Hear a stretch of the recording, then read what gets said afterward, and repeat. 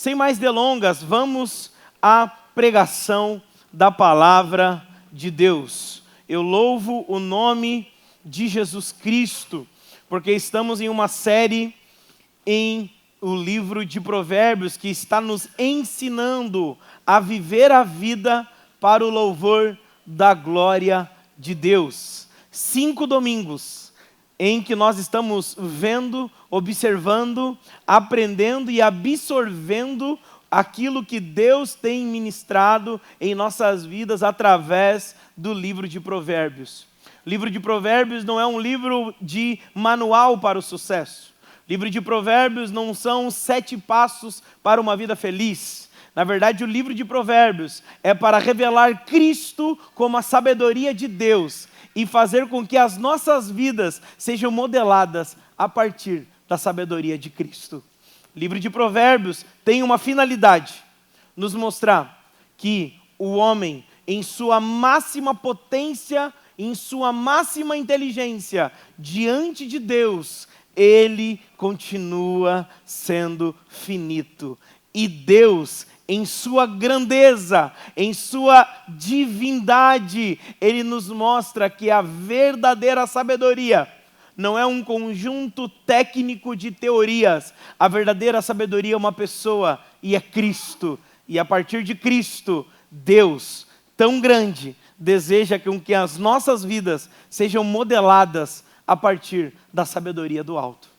Sim, meus irmãos, aquilo que nós pregamos no domingo tem poder de modelar, de construir, de edificar a nossa vida durante a semana. Amém? Então, nós estamos hoje no sermão de número 4, em que nós veremos 4 capítulos, do capítulo 21 ao 24, e eu gostaria de chamar os irmãos à leitura do capítulo 21, os versos apenas do 25 até o 31. Eu vou fazer a leitura na versão NAA, e os irmãos podem ficar à vontade em outras versões também. Provérbios, capítulo de número 21, dos versos 25 até o 31. Quem achou, diz amém. Palavra do Senhor para nós diz assim: o preguiçoso morre desejando, porque as suas mãos se recusam a trabalhar. O cobiçoso cobiça todo dia, porém o justo dá com generosidade. O sacrifício dos ímpios já é abominação, ainda mais quando é oferecido com más intenções. A testemunha falsa perecerá, mas quem sabe ouvir falará sem ser contestado. O ímpio aparenta determinação, mas o justo considera o seu caminho. Não há sabedoria, não há entendimento, nem mesmo conselho contra o Senhor. O cavalo é preparado para o dia da batalha, mas a vitória vem do Senhor. Vamos orar mais uma vez? Jesus Cristo, nós te amamos. Rendemos nossos corações a Ti. Sabemos que o que está diante de nós não é um texto qualquer, não é um artigo qualquer, não é simplesmente informações. O que está diante de nós é a Escritura Sagrada. Portanto, nós pedimos que o Senhor venha estar vencendo todas as barreiras, para que o nosso entendimento venha absorver, que o nosso coração venha se alimentar, para que saiamos daqui muito mais do que informados, mas formados, mas transformados para o louvor da Tua glória, para que possamos ter uma fé que pensa, para que possamos ter uma razão que crê, para que o Teu nome seja glorificado em tudo, e que o meditar do meu coração e dos meus lábios Te glorifiquem em Cristo. Amém.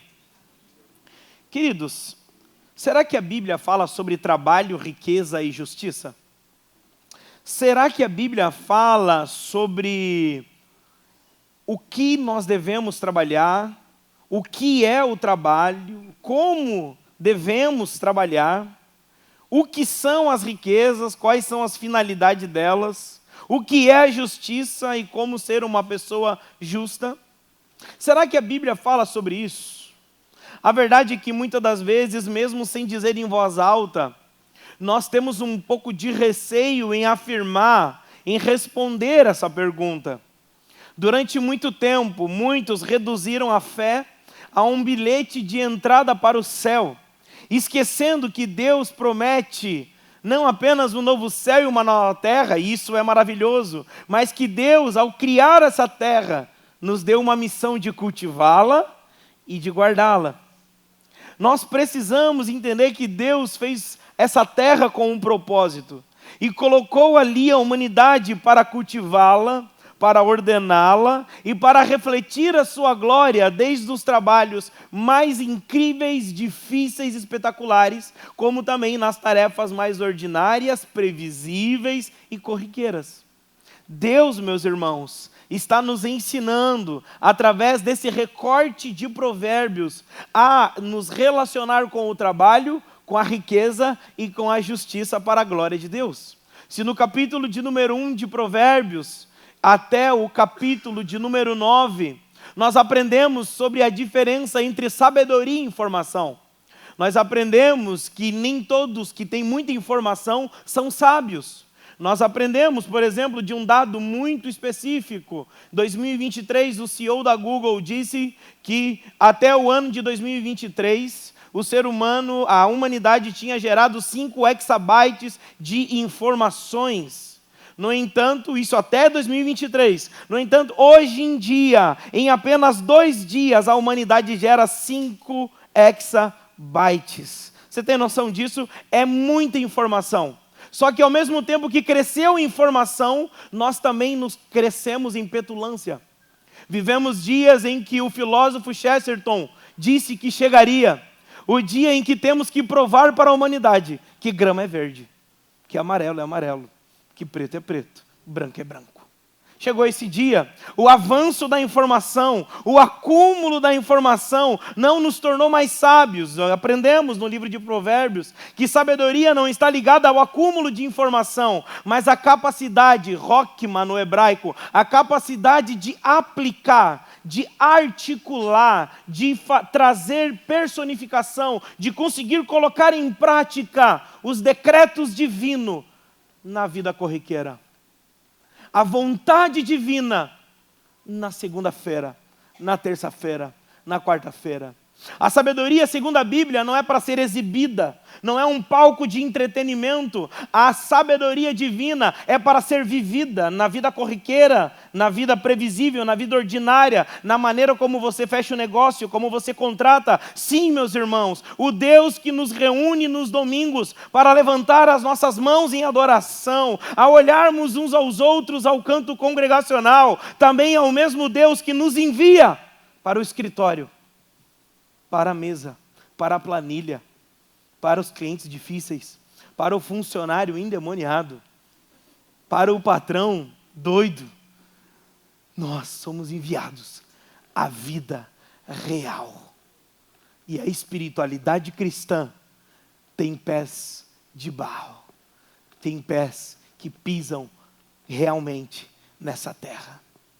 Portanto, hoje, nesses capítulos aqui de Provérbios, nós aprendemos e enxergamos aqui uma tríade.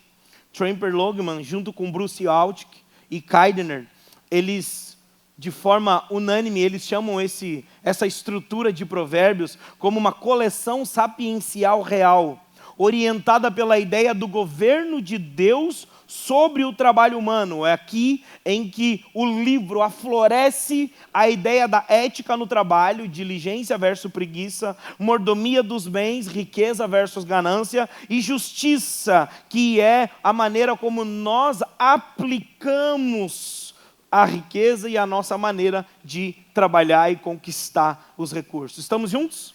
Então hoje nós vamos aprender o que é o trabalho segundo a Bíblia, o que é a riqueza e como ser uma pessoa realmente bíblica a usar os recursos. E terceiro, o que realmente é justiça como fundamento dessas duas realidades. Quem está comigo diz amém. Então vamos lá então ao nosso primeiro ponto, verso de número 25. verso de número 25 tem um versículo que ele é muito inspirador. Vamos do verso 25 e 26. Olha a palavra de Deus, o que ela diz. O preguiçoso morre desejando.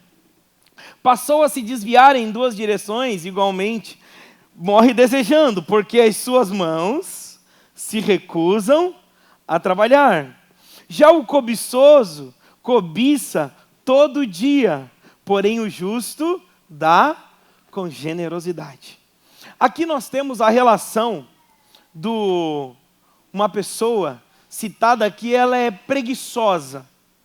Uma das maneiras que o trabalho é, segundo a Bíblia, significa que o trabalho ele é diligente, que o trabalho não é uma maldição. O trabalho ele não é fruto da queda. O homem não passou a trabalhar depois que o pecado original entrou no mundo. Na verdade, o homem passou a ter preguiça do trabalho depois que o pecado entrou no mundo. O pecado, meus irmãos, ele é nada mais, nada menos do que uma espécie de uma oportunidade para que a humanidade se una ao trabalho divino na humanidade e na história, de cooperar com o avanço da humanidade, com amor ao próximo, com amor àqueles a quais nós estamos servindo e trabalhando em prol. O trabalho para o pai de família é a maneira pela qual Deus sustenta a sua casa. O trabalho para a humanidade é o meio pela qual Deus toca com as mãos santas a terra humana.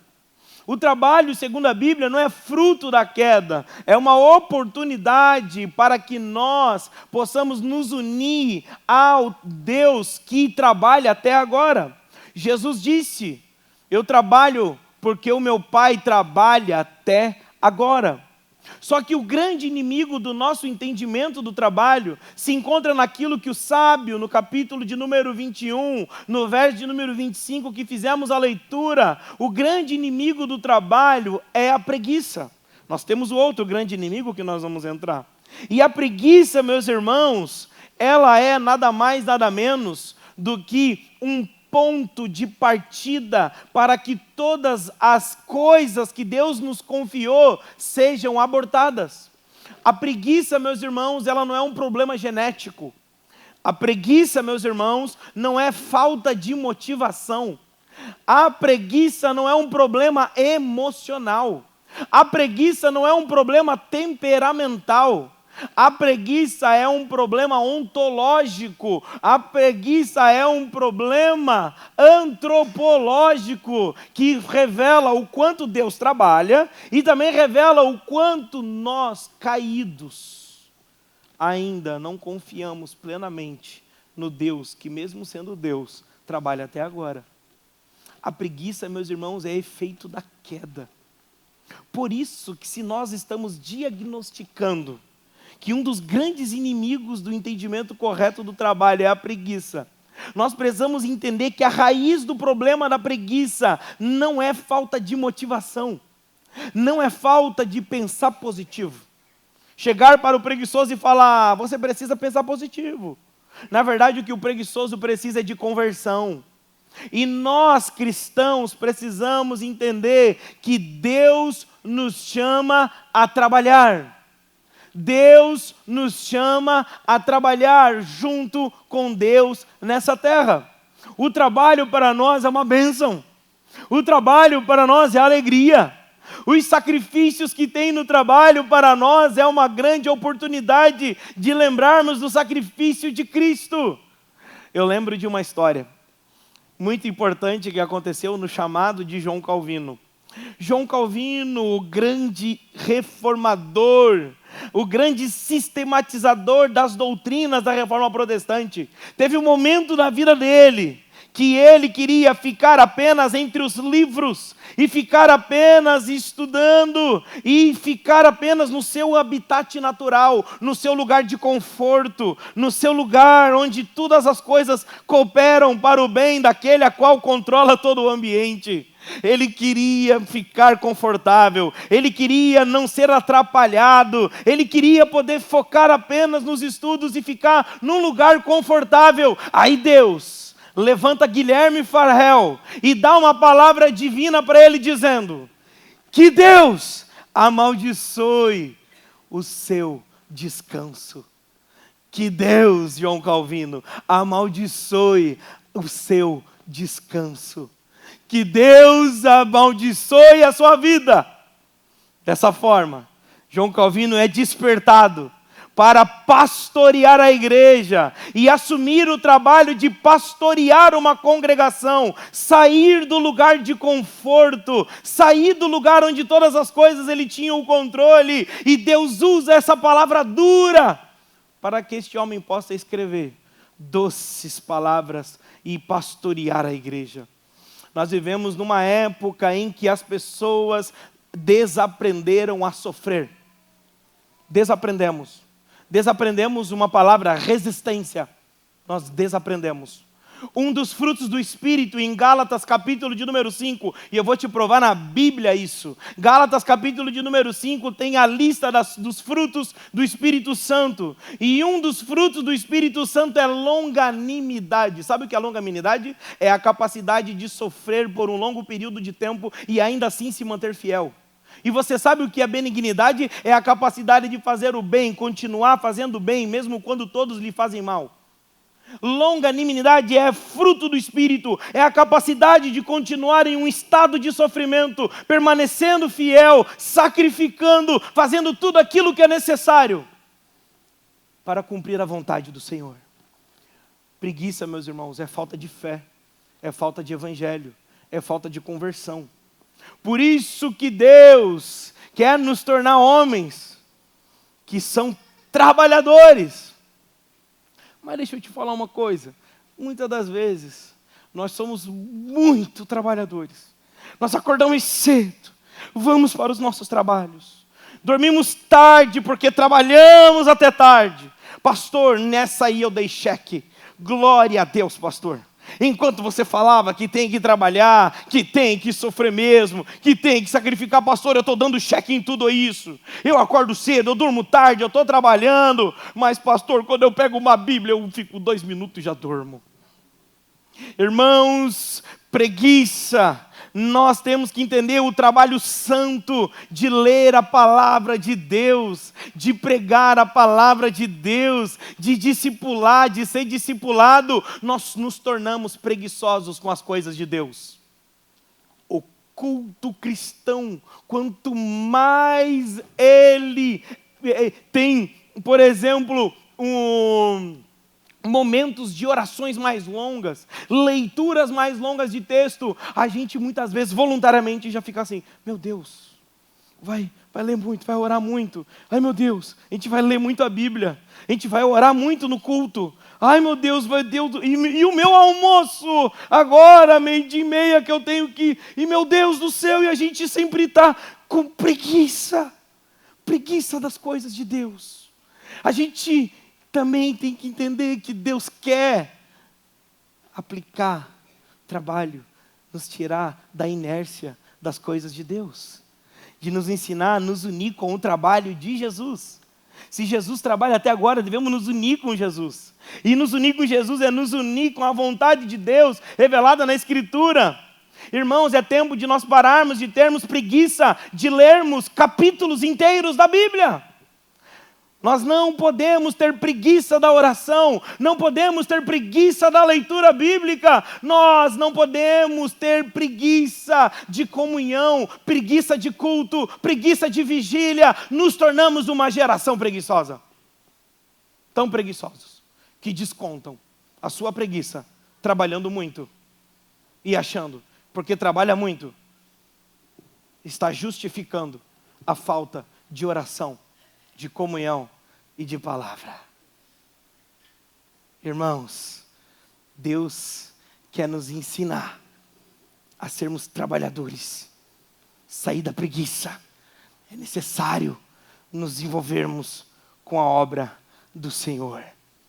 Segundo, é necessário sairmos da idolatria do trabalho. A idolatria do trabalho, meus irmãos, abra comigo Provérbios 23, verso 4 e 5. Vamos avançando. Provérbios 3, 4 e 5. Quem achou diz amém. 23, 4, 5. Para a glória de Deus, olha o que esse texto diz a respeito da idolatria do trabalho. Não te fadigues para ficares rico. Não apliques nisso a tua inteligência. Porventura fixarás os olhos no que não é nada? Porque certamente a riqueza fará asas como águia que voa pelos céus. Esse texto está dizendo que Deus é contra a prosperidade, a bênção, a generosidade, a abundância financeira? Deus não está falando disso. O problema não são as riquezas, é o amor pelas riquezas. Perceba o que o sábio diz. Porque certamente a riqueza fará asas como águia que voa pelos céus. Sabe o que significa isso? Que todas as riquezas nessa terra pertencem ao Criador dela. E todos aqueles que acham que são donos daquilo que têm, eles estão perdendo a grande sacada da vida, que é de entender que toda a terra pertence a Cristo. Toda a terra pertence ao nosso Senhor. E que nós somos apenas administradores. Somos apenas mordomos fiéis do reconhecimento de que tudo vem do Senhor. Por isso que o sábio diz, porventura, fixarás os olhos no que não é nada? Olha que interessante, não é nada. Por que não é nada? Porque Salomão tinha tudo? Não, porque Salomão servia aquele que é dono de todas as coisas. Porque Salomão entendia que seu Deus era dono de todas as coisas, ele olhava para todas as coisas que ele tinha. Eles olhavam, todos os sábios de Provérbios olhavam para todas as posses dessa terra, e eles tinham a consciência de que isso não era nada, mesmo tendo a missão de administrar todas as coisas.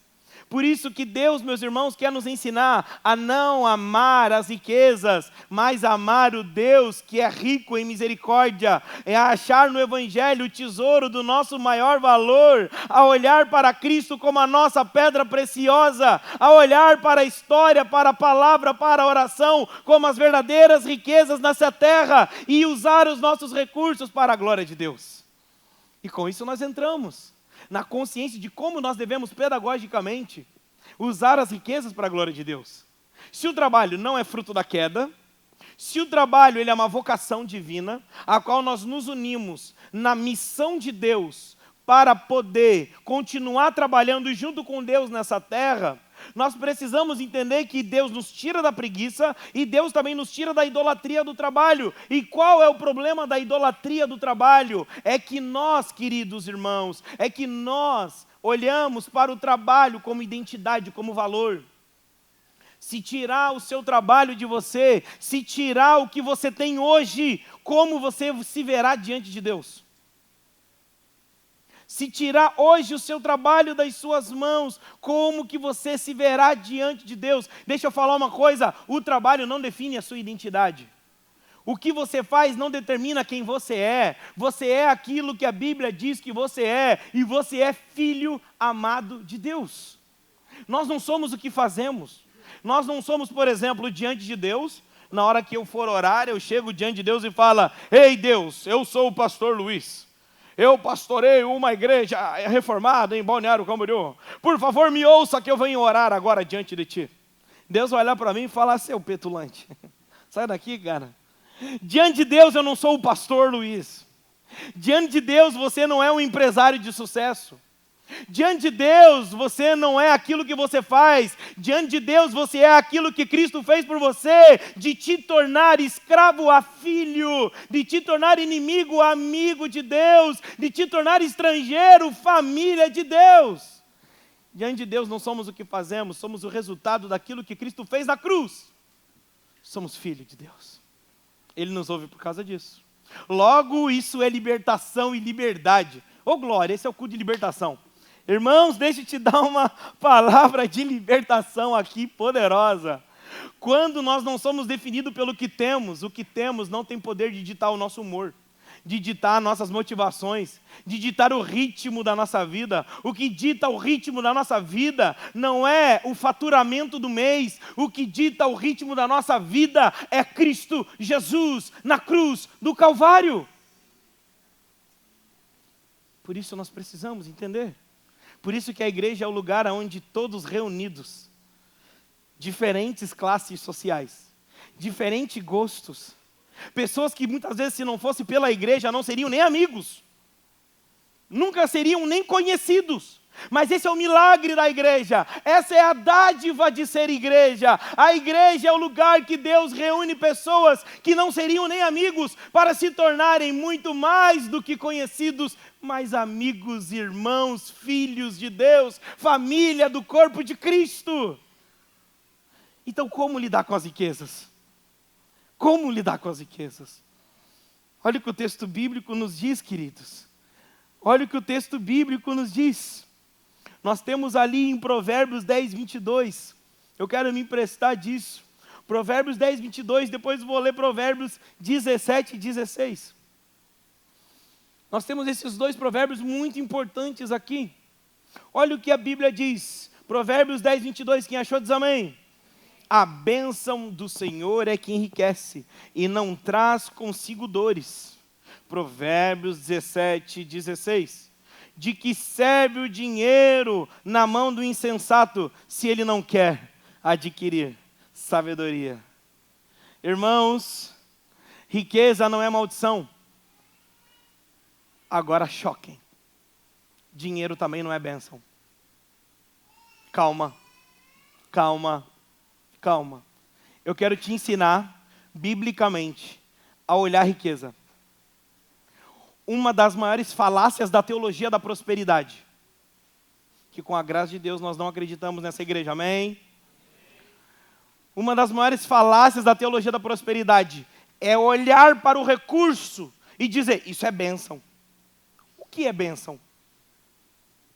Então quer dizer que os 25 pastores, fiéis, homens de uma mulher só, homens de Deus, que eu estava lá na África hoje, início desse ano, pastoreando eles, dando aula para eles, são amaldiçoados porque eles não têm dinheiro?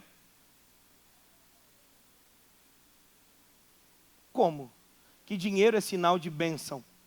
Quer dizer que esses homens, que vivem em condições de pobreza, em meio a tribos, não tiveram acesso a seminários teológicos, não tiveram acesso a livros caros, não tiveram acesso a professores de grego, de hebraico, que não tiveram acesso a grandes oportunidades, que vivem em meio à tribo e que estão lá com as suas igrejas locais, sendo fiéis à sua esposa, sendo homens de Deus, muito mais santo do que muito pastor que eu conheço e que muitos de nós ouvimos no YouTube.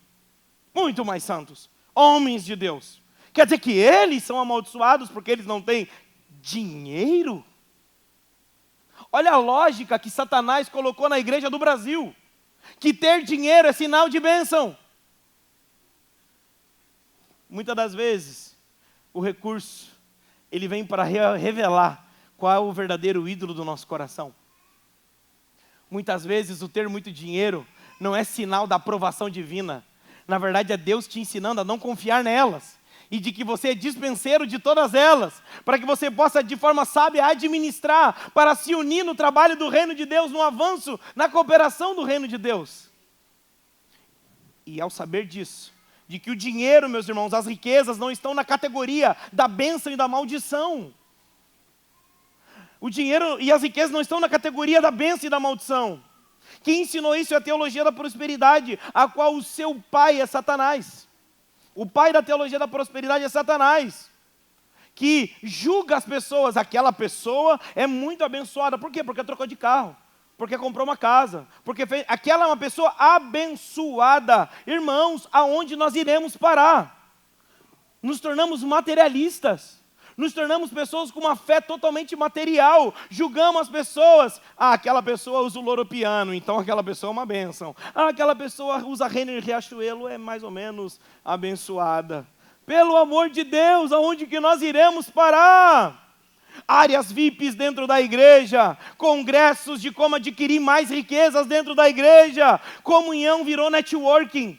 Comunhão virou network e as pessoas não querem mais ter comunhão, porque aquele irmão ali, ele não vai ser bênção na minha vida, ele não vai ser uma escada para o meu sucesso. Imagina se Jesus pensasse isso de você.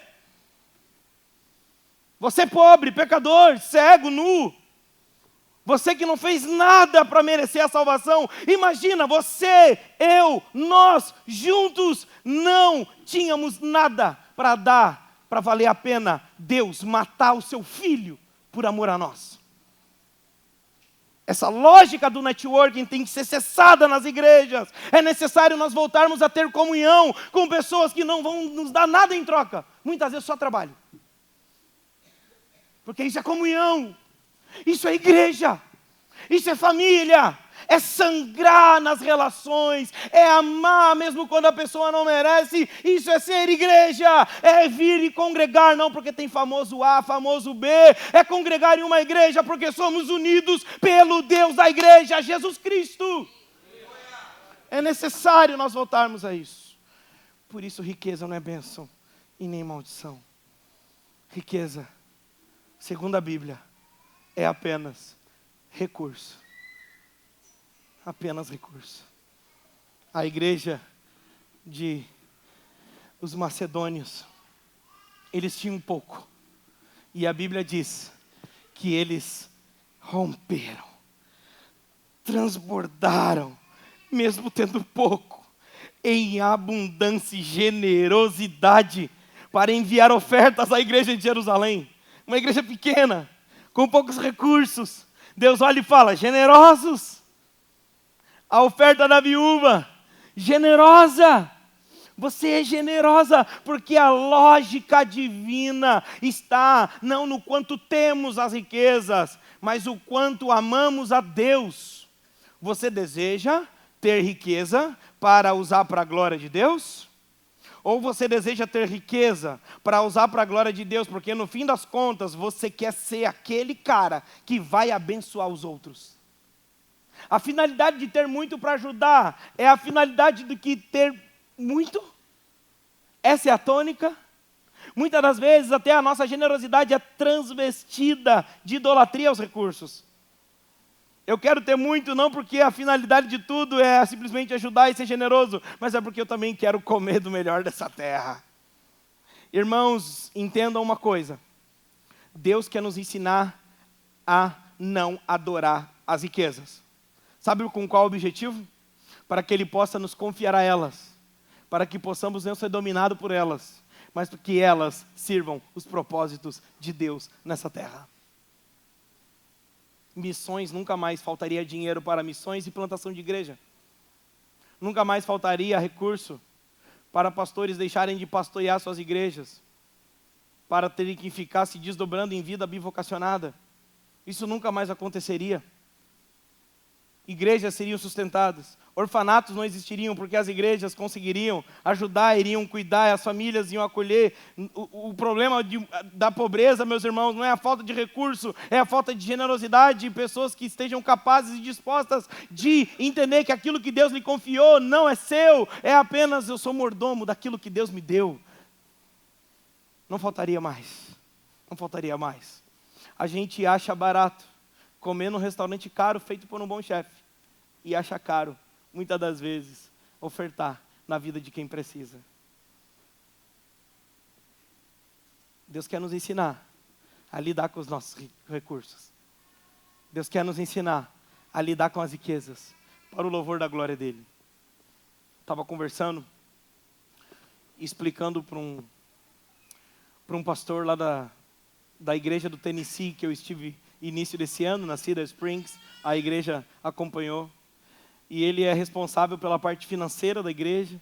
A gente estava na Argentina agora, meses atrás, e ele só falando com ele, expressando que a gente tem um sonho de comprar um terreno em Balneário, construir uma escola, um hospital, e ter uma capela linda, uma igreja não com cara de crossfit, né? Crossfit é uma bênção, mas igreja com cara de crossfit, sabe, galpão preto, sabe aqueles negócios? Eu falei, cara, sem arte, sem beleza, sabe, sem arquitetura, sem beleza. E eu estava falando, cara, Balneário Camboriú falta igreja com arte, com beleza. Igreja capela mesmo, que una o futurismo, o passado. Eu comecei a conversar com ele assim. Aí ele falou, Luiz, há 287 anos atrás, lá na igreja a qual eu sou membro, o pastor plantador dessa igreja tinha o mesmo sonho E você foi lá, né? Não foi na igreja esse ano? É uma capela, não é dos sonhos? Eu falei, é. Deixa eu falar uma coisa. Aquele pastor, Deus deu a visão para ele. Mas a provisão nunca veio para ele. Deus levantou os provedores ao redor dele. E que, no final daquela geração, depois de uns 20 anos, ele comentou, do sonho, da plantação, é que eles adquiriram o primeiro terreno. Depois de 20 anos, eles adquiriram o primeiro terreno. E daí, então, as gerações, Deus foi unindo a equipe. E hoje eles têm uma igreja, uma escola, um hospital, é uma coisa mais linda. Eles têm 2 quadras inteiras da cidade, lá no Tennessee, só da igreja. Aí ele falou, Luiz, deixa eu te falar uma coisa. Uma boa e uma má notícia. Aí eu falei, tá, começa pela má notícia. Dele, não, vou começar pela boa. Aí eu falei, tá, bom, beleza. Americanos, né? Tem o jeito deles. Aí, a boa notícia é que Deus vai trazer pessoas que têm a missão de contribuir financeiramente. Eu falei, glória a Deus, né? E a má notícia é que não vai ser você. É que não vai ser você. É que Deus vai levantar pessoas que têm essa missão disso. Irmão, deixa eu falar uma coisa. Riqueza, quando ela é usada para a glória de Deus, o evangelho avança, a cidade é abençoada. Os veteranos de guerra têm um lugar para serem cuidados naquela igreja. Os idosos da cidade são cuidados naquela igreja. A cidade é abençoada com aquela igreja. E aquela igreja é um instrumento de Deus na vida daquela cidade. E aquela igreja não foi distribuída, comprada, construída com fundos do governo, mas com a generosidade no coração de cada um. É necessário nós dizermos para a teologia da prosperidade, o seu tempo acabou de tirar o dinheiro do povo para construir o império de alguns pastores. É necessário de que o dinheiro e os recursos do povo sejam usados para a plantação de igreja, sejam usados para construir escolas, hospitais, para o avanço de missões, para que a glória de Deus seja vista nessa terra. Em nome de Jesus. E que, se o Senhor quiser, Ele comece a partir de nós aqui. Em nome de Cristo Jesus. Qual é a base de tudo isso, irmãos? E esse é o nosso último ponto. É a justiça. Justiça. Acompanhem comigo ali, por favor, os versos finais da leitura que fizemos hoje. Verso 27 ao 31. O sacrifício dos ímpios já é abominação, mas ainda quando é oferecido com más intenções. A testemunha falsa perecerá, mas quem sabe ouvir falará sem ser contestado. Verso 28. O ímpio aparenta determinação, mas o justo considera o seu caminho. Só até aqui. O justo considera o seu caminho. O justo considerar, o que é considerar? É a capacidade de medir. É a capacidade de discernir. Muitas vezes a gente vive a vida tão na correria, que a gente perde a capacidade de discernir as coisas. A gente vai no fluxo das urgências, no fluxo das necessidades, e a gente vai, engata a quinta e vai nos fluxos. Há uma promessa bíblica aqui, meus irmãos, através de Cristo Jesus, de nos tornarmos justos diante de Deus, de nos tornarmos pessoas que têm a capacidade de considerar, de discernir, de saber olhar o trabalho e considerá-lo, de olhar as riquezas e considerá-la, de olhar para o caminho da vida que está diante de nós e considerá-la. É a capacidade de não ser levado pelas oportunidades, é a capacidade de não entrar em toda porta que se abre, é a capacidade de bater as portas até fechadas, se aquela for a vontade de Deus para a nossa vida. Considerar o caminho é ter discernimento espiritual. É ter discernimento bíblico para saber se eu vou para o A, se eu vou para o B, se eu vou para a esquerda, eu vou para a direita, saber se eu subo ou se eu desço, para onde eu vou. Meus irmãos, Deus quer nos tornar pessoas justas, que têm a capacidade de considerar o caminho, de olhar o caminho da vida, olhar o futuro e considerar isso, discernir, saber entrar nos lugares certos, tomar as decisões corretas, no tempo correto, da forma certa. Essa é a base para o trabalho e para a riqueza. Quando nós pensamos trabalho e riqueza a partir do fundamento da justiça, de considerar, de discernir, de não ser levado pelas oportunidades, pelas tentações, pelo desejo, mas ser conduzido e movido pelos desígnios divinos, pela vontade, pelo propósito eterno do Senhor. E o sábio conclui no verso 30 e 31, não há sabedoria, nem entendimento, nem mesmo conselho contra o Senhor. O cavalo é preparado para o dia da batalha, mas a vitória vem? Aleluia! Nós planejamos, consideramos, discernimos, nos preparamos. Preparar o cavalo. Eu não sei como prepara um cavalo, gente. Eu amo Yellowstone, country music, mas eu não sei como prepara um cavalo. Imagina aí, deve ser uma trabalheira, né? Deve ser uma trabalheira para encilhar, encilhar cavalo, e trabalheira, e tem horário, tem que comer, tem que escovar, tem que cuidar das coisas. Nós temos um irmão aqui, especialista, rodeio aqui, especialista nisso, devo estar passando a vergonha para ele. É uma trabalheira cuidar de cavalo, cuidar dessas coisas. Irmãos queridos, dá muito trabalho. Ainda que nós venhamos a trabalhar, nos preparar, discernir, pensar, o Evangelho nos ensina que a vitória vem do Senhor. Deixa eu te dar um conselho inspirador da parte do Evangelho. O Evangelho nos leva a trabalhar. E o Evangelho nos ensina a descansar. Porque no final das contas e no final do dia, nós trabalhamos fazendo a nossa parte, com discernimento, com responsabilidade, com diligência, sem preguiça, com proatividade. Mas mesmo fazendo tudo isso, nós confiamos de que o resultado vem do Senhor. Por isso nós podemos descansar. Porque a nossa paz não está nos resultados. A nossa paz não está no lucro. A nossa paz está na obra de Cristo. E porque Cristo morreu na cruz, nós temos um bom motivo para dormir. Porque Cristo morreu na cruz, e em nome de Jesus o Senhor vai te dar muitas riquezas. Recebe aí, varão. Por causa do Evangelho, o teu coração não vai amar isso. Por causa do Evangelho, Jesus te dá a capacidade de não amar essas coisas. Porque o teu coração ama muito mais o Evangelho.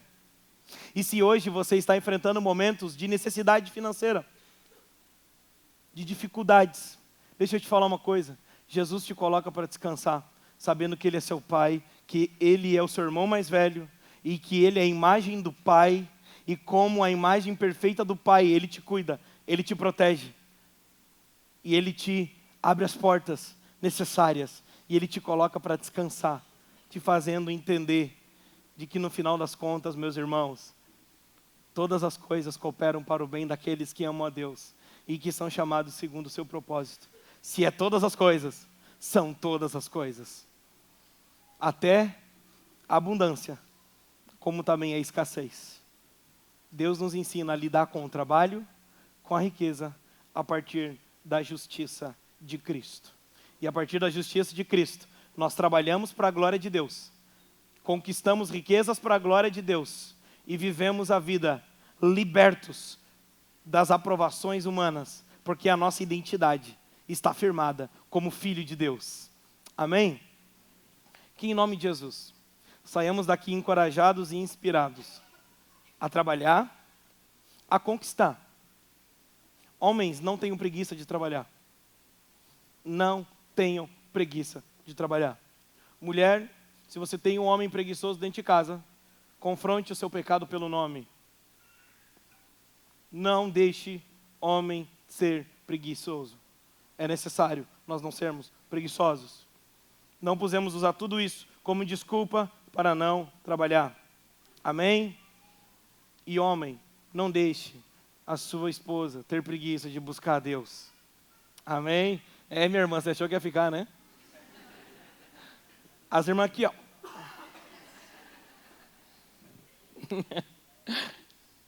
Irmãos, é necessário nós amarmos o trabalho de Deus e nos unirmos a esse trabalho, encorajando uns aos outros. Amém? que não sejamos uma geração preguiçosa com as coisas de Deus e nem com as coisas nessa terra. Que sejamos o primeiro a chegar, muitas vezes os últimos a sair. Que sejamos proativos. Amém? Muitas vezes a gente não cresce no nosso trabalho, não porque a gente não é bom, muitas vezes é porque a gente sempre chega atrasado. A gente até faz bem, mas a gente sempre chega atrasado. Então, seja proativo, faça com diligência, que eu tenho certeza que você se preparando, fazendo todas as coisas, ainda assim, aprenda a descansar, porque a vitória vem do Senhor. Vamos orar, queridos. Vamos ficar em pé.